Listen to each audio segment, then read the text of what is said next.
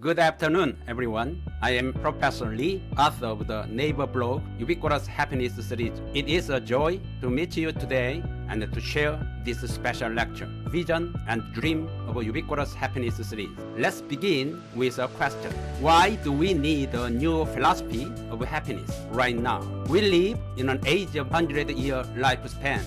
Life expectancy is longer than ever, yet our sense of emotional abundance is shrinking. Technology evolves rapidly, yet the warmth of our heart seems to cool.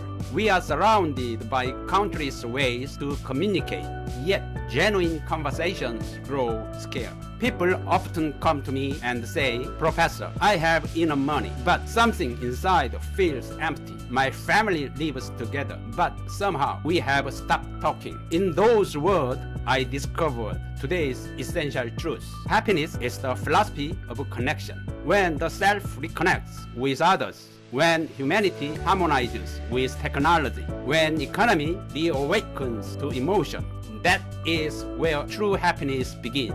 This philosophy was born from a letter I once received from a reader. She wrote, Professor, I have lived my whole life for my family, but I have never truly lived as myself. Now, I want to learn how to be happy in my own name. That single line moved me deeply. It was then I decided to reinterpret happiness through the languages of the humanities and economics, to translate knowledge into emotion and logic into lived experience. Today's lecture is the result of that decision, an invitation to work together through the landscape of Ubiquitous Happiness Series. This hour belongs entirely to you. After decades of giving your time to work and family, this moment is your time to pause, to listen to your own voice. One participant once told me, Professor, I spend money for my family, but I never invest a penny in my own heart. Happiness doesn't live far away. It begins the very moment you take care of yourself. May this lecture rekindle the warmth you once tucked away in your heart. Have you ever felt this? You buy something new, bag is full, but your heart feels empty. That is because consumption has become a reward for stress rather than a path to joy. Ubiquitous Happiness Series invites a shift. Ask not what should I buy,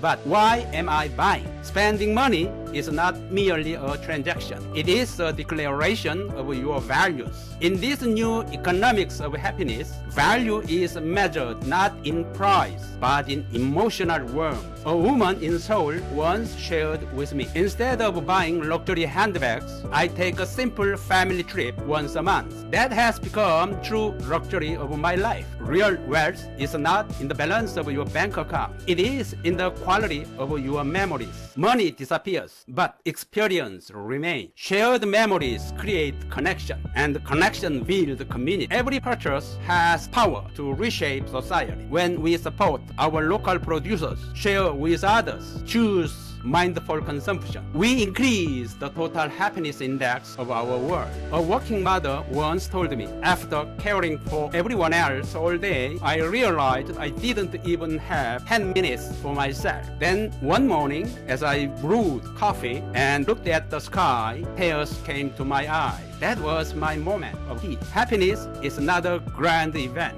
It is a brief recovery of soul. Create your own 10 minutes daily ritual. Listen to music, take a walk, or do absolutely nothing. Those 10 minutes will transform your tomorrow. Because Ubiquitous Happiness Series teaches, happiness is not a plan. It is a practice. After one lecture, a woman shared, when I began to smile more, my husband changed. My child looked at me differently. Happiness is not just one emotion. It is energy. It radiates through every conversation at dinner table, every word of gratitude, every gentle act of listening. I call this a family circular economy. Your smile changes atmosphere at home, and that warmth circles back to heal you in return. We live in a world where smartphones are our companions, even our comfort. Yet, despite being constantly connected, many of us feel deeply alone. Technology should not replace humanity. It should to amplify.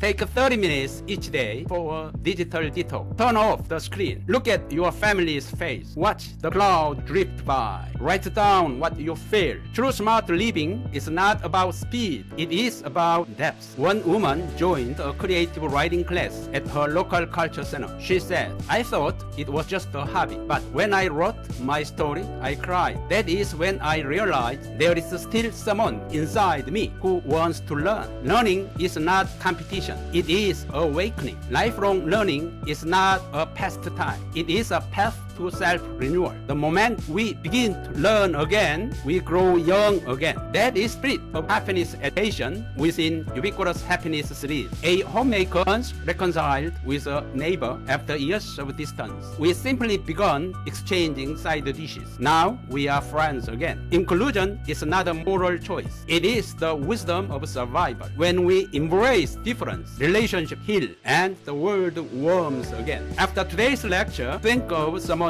you have drift from. Send a message, make a call, offer a word of kindness. That single gesture might just change the world. A woman in Goyang City donates a small amount each month to support young local entrepreneurs. She said, it is not much, but it feels like I am making the world a little warmer. She is a true practitioner of empathy capitalism. In the new economy, trust, emotion, and connection are the real currencies. Giving is a form of self-reflection. Empathy is wealth that never depreciates. This is ethical foundation of happiness economy. After one session, a participant told me, Professor, nothing special happened, yet I feel good. My life feels warmer somehow. That one sentence captures essence of Ubiquitous Happiness Series. Happiness does not belong to tomorrow. It exists right here, right now, in gratitude, in relationship, in awareness. Everything in life is connected, and at the center of that connection is you, my dear friend. Happiness is not something given by others. It is a promise